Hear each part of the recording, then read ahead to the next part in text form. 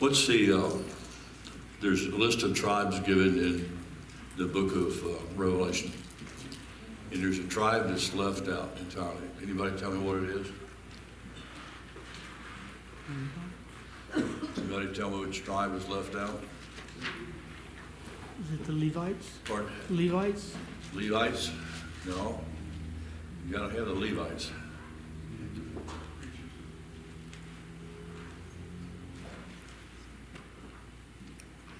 Well, maybe a help would be if we take a look here in Jeremiah chapter 8, verse number 16. The snorting of his horses was heard from Dan.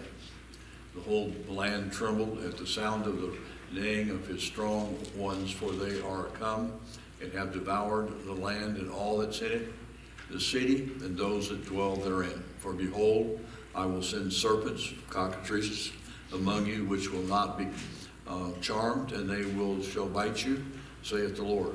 When I would comfort myself against sorrow, my heart is faint in me. Behold, the voice of the city of the daughter of my people, voice of the cry of the daughter of my people, because of them that dwell in a far country.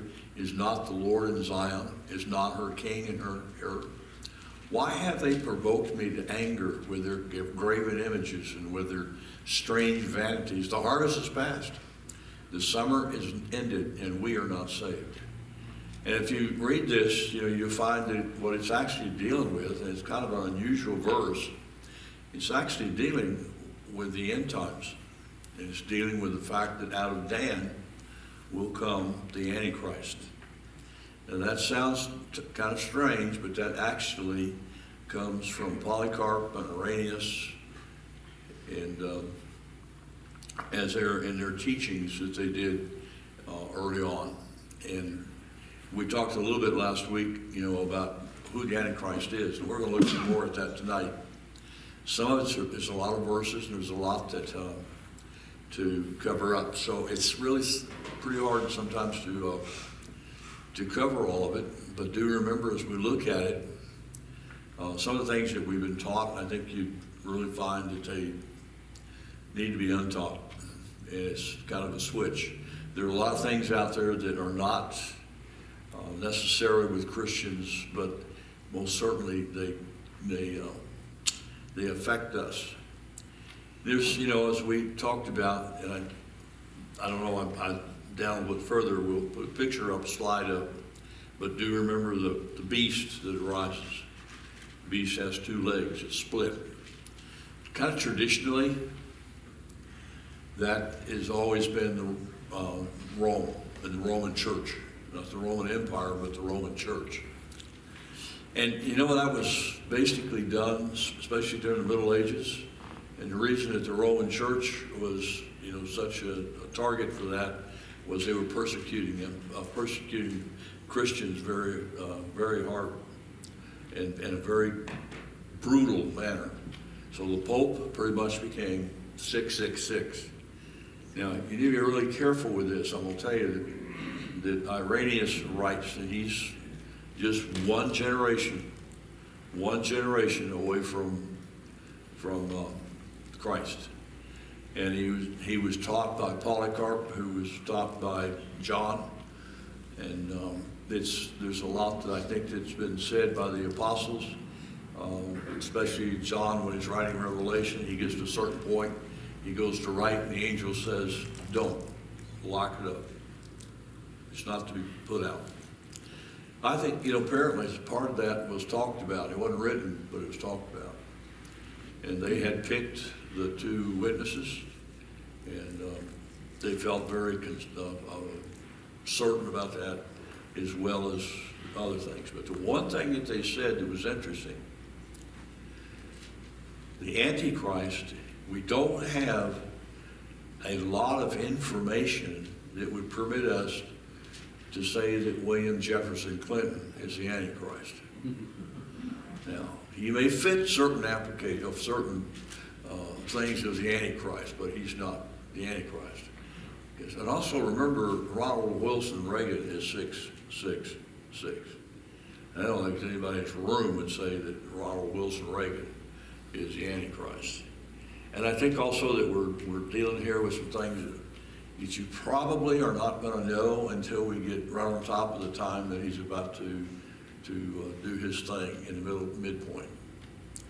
But it is interesting, one factor I want to kind of redo a little bit about tonight. We've not taken a whole lot of time, and this is a picture that's taken from a website that's Islamic, and they have certain things in their scriptures that are kind of fascinating. And one of them is the Mahdi, who's to come. I will tell you that the president of Turkey says he is the Mahdi. Okay, he is the last imam, and cannot be true because he's aging pretty fast. So whatever he's going to do, better do quickly. But nonetheless, he wants to reestablish the Turkish culture. We talked a little bit about that last week. Culture. America has a culture. So as the Chinese do, as the Russians do, but the Chinese, of course, go back thousands of years. Well, so does Turkey. So does Turkey. And she's returned pretty much to a Muslim nation.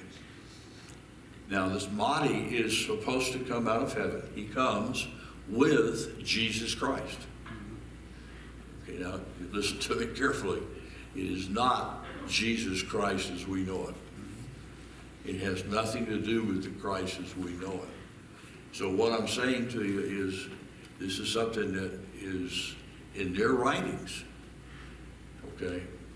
And he is going to return with a Mahdi, and he will destroy Christianity because it's false. There's a lot, and if you're looking for logic, you're not going to find it. And I think probably there's some things here that you should take a look at, because this is one of the things this is coming from the 14th century.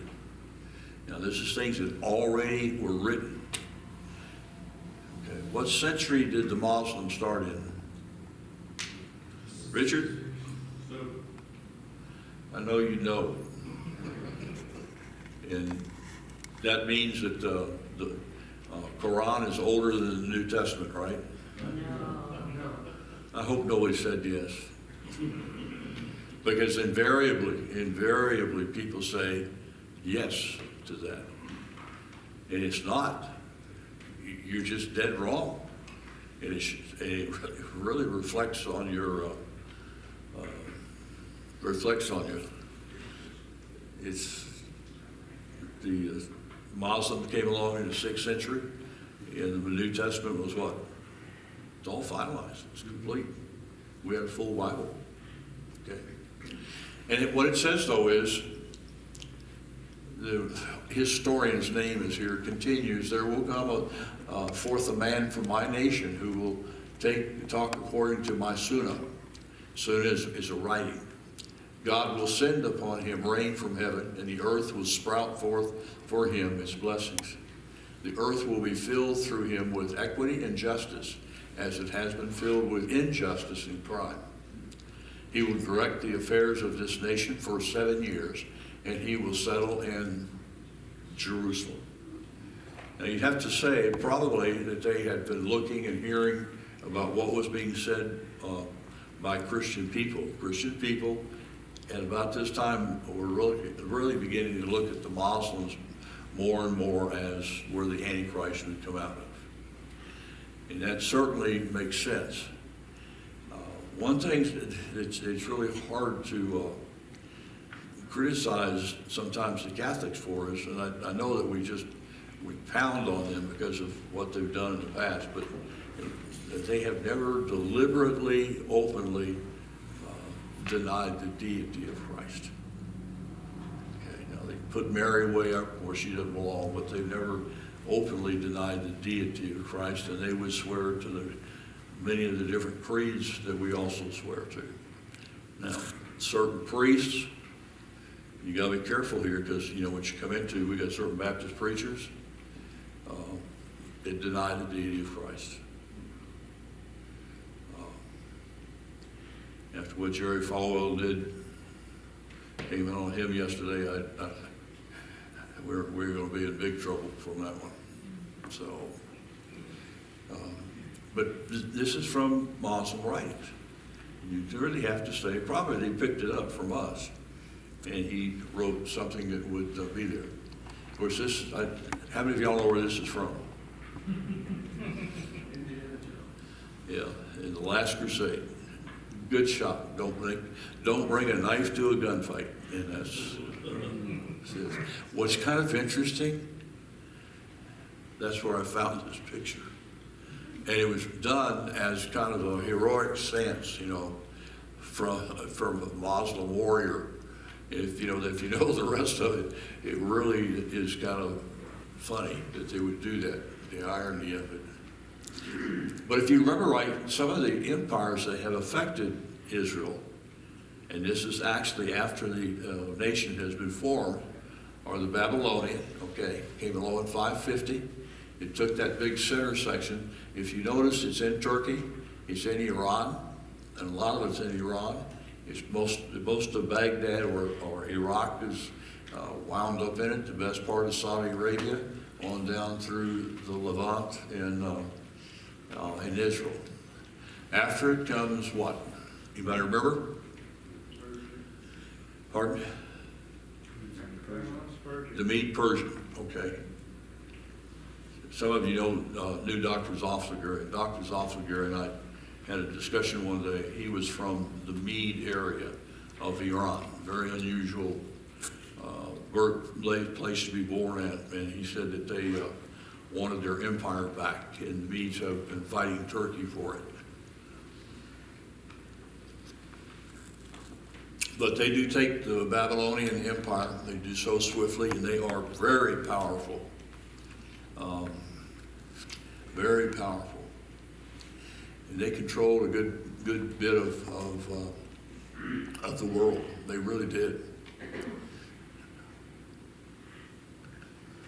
Then along comes the bear, and he's actually, the bear is actually the Median part of it that takes and replaces the Persian Empire. And it becomes the Mede-Persian. Then along comes what? Greece, okay. The four heads represent, as Alexander died, his empire split into four different empires, including that which would rule Egypt. Since you all know Cleopatra, everybody knows Cleopatra, right? And Cleopatra was not Egyptian, even though she was the last pharaoh of Egypt, but she was not Egyptian. She was part of the Ptolemy that took Egypt, or was given Egypt by Alexander at his death. If you ever look at an Egyptian coin with her image on it, you'll understand she's got a good Greek nose on her. But she had lots of money, so she was chaseable. So Greece took all the way from India up into Nepal, all the way, of course, into Greece, down into Egypt. And there's a lot of very interesting stories there. But remember, all this revolves around one thing. They affect Israel.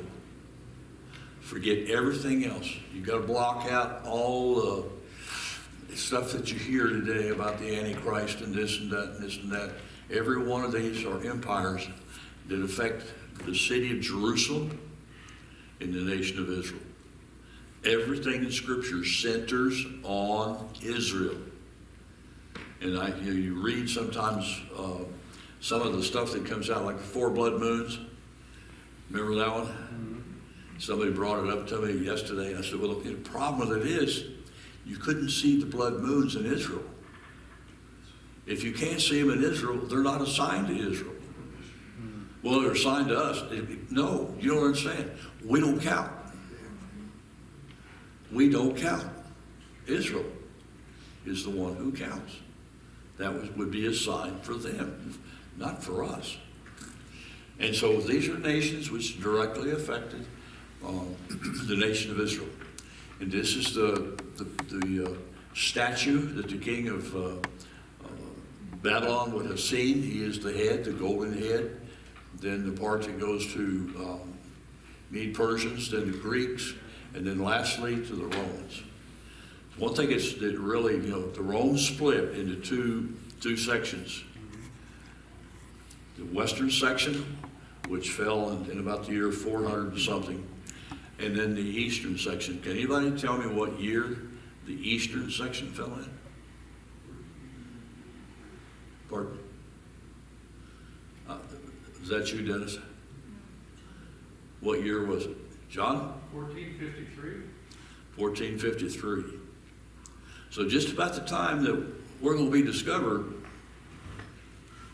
this eastern half of the Roman Empire falls. And it fell to the Turks, and it would become the head of the home for the Ottoman Turkish Empire. And they were extremely powerful and very large. So sometimes when I look at that legs, is the Greek and Roman culture pretty much the same? The base for the Greek-Roman culture is the Greek culture. I mean, Rome had the military power, but the philosophy and everything else that controlled that empire comes from Greece. And they pretty well work together. And does that mean that Rome was taken by the Islamic nations? Okay, Rome was taken by the Islamic nations. By the way, Islamic nations did actually invade and take the city of Rome. It wasn't worth it because other people had already been there, so it was sacked. They abandoned Rome and left, and so the Turks just got out and left it. They didn't have the power or the means to stay there. So could the split in the legs be Islam? In that part of Turkey, has she ever affected Israel? Yeah. Yeah, and every single empire you saw up there, she did. And there's two empires out here that were not listed because they had already been destroyed. They had been gone by the wayside. And anybody know who they are? They did affect the Jews, but they did not affect the land of Israel in the same way that the rest of them. Anybody know who they are? Pardon? The Huns? The Huns? I mean, the Huns are a little after. Where's the Exodus come from? Egypt. Yeah. 400 or 430 years, depending on how it's measured, that they spent in Egypt, okay? So, but they're not listed because that dream was only looking to the forward, not backwards. And the other one that's not there is the Assyrian Empire. And Assyria was also very large, very powerful. They just found a city in Israel about under 30 feet of rubble, and it's an Assyrian city that she built in Samaria. And she had full control over Israel. Now, she did not take the city of Jerusalem, but she is the one that was responsible for taking the women out of northern Israel. She killed most of the men. She left a few, but she took the women, married them off to Assyrian men, Indian men, whatever. She just took them out. She married them off, and they were trying to get rid of the Jews. It didn't work, but it did make it so that later the parentage for a Jew goes through the mother and not the father, and they look at it. But is it possible that Islam is those legs? And like we've talked about, 666, is it the number or is it an image? And that's another consideration. And does the Antichrist come from Dan? And the Roman Empire was, of course, mainly to the west, but also almost to India, in those areas down and along the rivers. If you want to get the gist of the Roman Empire, it was money. It revolves around trade. It's a global empire, and it's quiet. And we are a global empire, and we want to make sure it's quiet. And you put us together with the EU and a few other things, we look pretty much in many different ways like the Roman Empire. This is the area that was held by the Turks. And, you know, it's pretty much looks like what? The ones that the old empires have had. And Gog, Magog, and all of those are up in Turkey. They're not, it's not Mesh and Tubal, it's not Moscow and Tbilisi up in Russia. This is all that the Muslims have. And remember, one of the things that's true about, and we're going to read about it hopefully in just a little bit, about the feet on that monster and the beast, is his feet are mixed with clay. In other words, it's a mixed group. It's got clay, it's got iron. Does iron and clay stick together? No, it's not a real workable thing. But what it's trying to say is it's mixed. Well, the people of Islam they're mixed. They are really mixed. You have the Turks, who tend to be brown, but a lot of them are very light-skinned. You have the ones in Afghanistan who are very light-skinned. You have, the ones in Indonesia, Asiatics, or Oriental, whichever is the proper way today. All of India, they took almost all of India. They've got a really great mixture. They could look like the feet of iron and clay. Could they raise 200 million men for an army? Don't kid yourself. So could the Chinese. So could the Chinese. And either one is very capable of meeting that requirement. I didn't say it's a good army, I just said it's an army. That's actually what they are. And of course, one of the things that really stands out with the Muslims, they believe in miracles.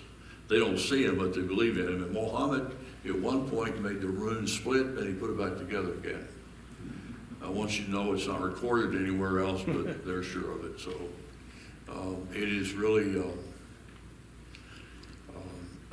kind of interesting, and that's where they actually go to worship, is the Kaaba and